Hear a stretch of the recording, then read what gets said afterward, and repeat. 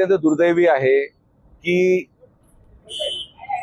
आंदोलनाची भूमिका घेणं आणि आंदोलन पुकारणं या पलीकडे जाऊन कुठल्याही लोकप्रतिनिधींनी फील्डवर येऊन ट्रॅफिक डायव्हर्जन झालं कसं पाहिजे, ट्रॅफिक डायव्हर्जन मध्ये कुठं चूक होते का, कोणीच पाहायला तयार नाही. कोणाला तरी उतरावं लागेल. त्याच वेळ माझ्यावाली मी जरा महानगरपालिकेच्या प्रचारामध्ये व्यस्त होतो आणि मग आता आज जेव्हा मी घरी चाललो होतो लोणीला, तेव्हा मी विचारला हा प्रश्न, का एवढी जाम लागू राहिली रोज डावरीमध्ये. तर ते काही गड्डं पडलं होतं ते बुजवलं नव्हतं, तेव्हा जेसीबी बोलवला, रोलर बोलवला, तर खड्डे बुजवला, तर ट्रॅफिक सुरळीत चालू झाली. ट्रॅफिक डायव्हर्जन कशी केली पाहिजे, डायव्हर्ट केल्यानंतर होमगार्डची आवश्यकता आहे, होमगार्डची उपलब्धता नाही, कोणी कोणाला ऐकायला तयार नाही, जो तो आपल्या मनमानीने पुढे गाडी घालतो, अशी शिस्त लागू शकत नाही.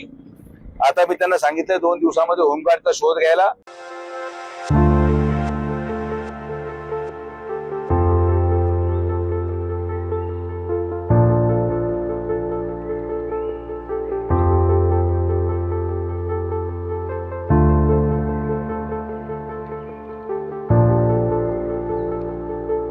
रोकठोक महाराष्ट्राला सबस्क्राईब करा आणि बेल आयकॉनवर क्लिक करायला विसरू नका.